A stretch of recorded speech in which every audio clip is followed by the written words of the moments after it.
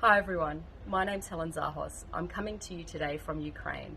I'm actually here on a medical mission at the moment, but I've had the opportunity to sit with some journalists during my time here and get some of their insights onto their first impressions here in Ukraine in a war zone, and also some advice from them on how to cope during these heightened experiences and workplaces. Nick Beake from the BBC.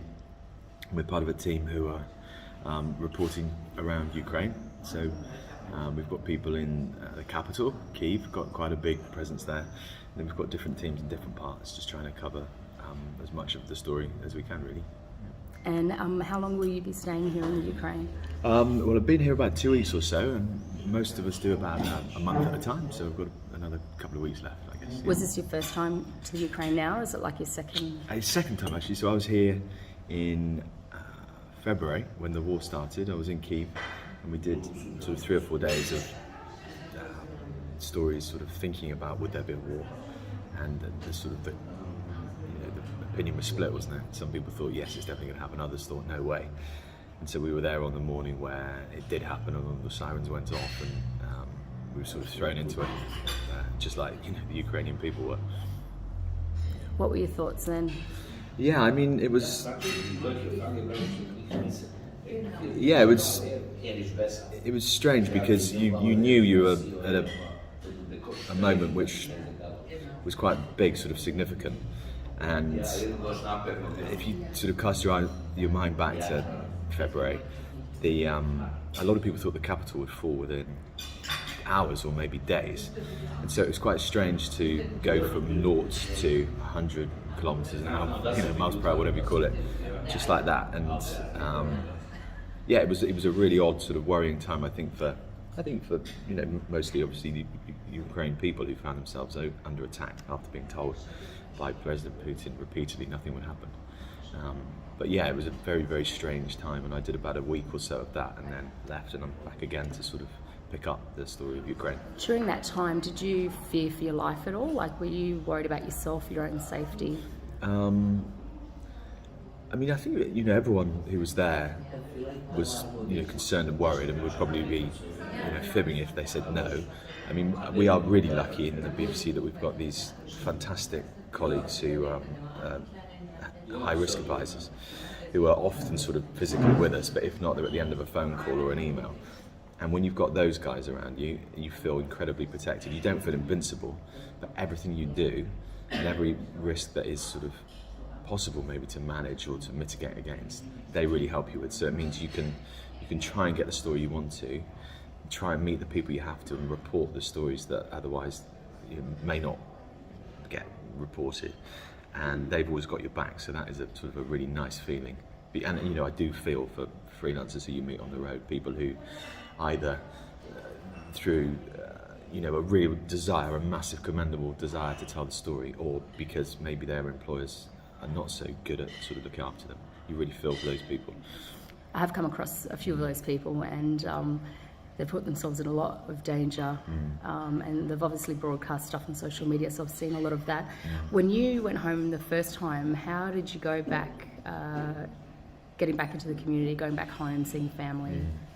It's a good question. Well, I had COVID actually. Oh, no. So for 10 days it was actually not a bad decompression, so 10 days sort of like sleeping and not doing much, so actually it helped. It was a weird sort of slow down moment, and then I was able to sort of you want to see friends, then you have a couple of nights out and all the rest of it. But I think like everyone, you're sort of obsessed by the news, so you can't live it every day, every minute of every day, and then just go completely cold turkey, not do anything.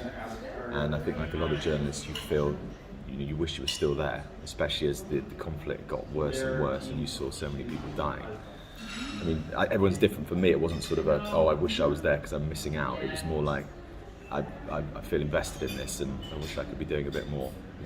Yeah, I think, I don't know what else I wanted to ask, because I just know for me, when I've returned back from big disasters or big events and conflicts up into Iraq as well, listening to normal conversations or watching the news, even now, Australia at the moment was so engrossed in the Johnny Depp situation, And I was like, who cares, man? There's this war happening and people are dying. And I remember returning myself from the Nepal earthquake, and Johnny Depp was in the news again because his dogs couldn't come into Australia. And I'm like, really? This is what, I personally found that quite frustrating. The conversations you had with your friends sitting around the table, how did you feel? Were you just sitting there frustrated at all, or a bit kind of, That's really interesting. I mean, we were talking about this, and a friend of mine was saying that she'd go out and, go for a run or something, and she'd see people in the streets, like having a couple of drinks or just laughing and joking. She was really angry that they, they weren't watching TV or sort of on their phones and sort of living every minute of it. And I guess it's, not everyone, so many people were moved by this. That's what I did find back in the UK, that an incredible amount of people were sort of following every twist and turn. And I mean, if you look at all the numbers and stuff, which I don't that much, but on our website, BBC website, we've got millions of people who we wouldn't just on a daily basis. People were just sort of completely captivated by the horror that was happening. But yeah, sometimes it is good to completely detach from it. But like so many people, if you do it once, you want to go back and sort of follow it up. And I met people in the first week who managed to escape, who I've kept in touch with, and that's been my own sort of, not sort of on-air way of doing it, but the fact that you can message people I know who are now in Germany and Italy and other parts of Ukraine. It's quite nice to kind of keep in touch and know how their family are doing and stuff. Have you got any advice for young journalists coming through? Because you've obviously got a bit of experience behind you.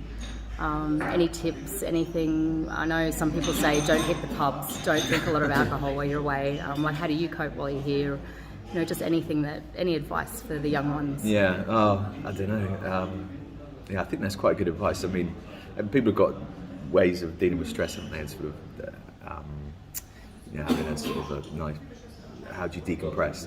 But I don't know really. I think you've just got to just look after each other, because it's weird how if you do stories which inevitably are sad, it's a big world, but like people, now that we've gone through COVID, hopefully, or the worst of it, you do see the same faces in different places, and invariably they're really nice people.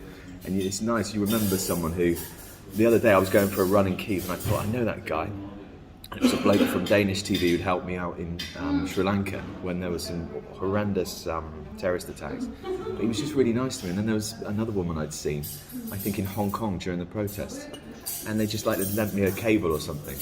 And so I think it's just be nice to people and, live the story, but don't be so focused on, what's happening, what you're doing.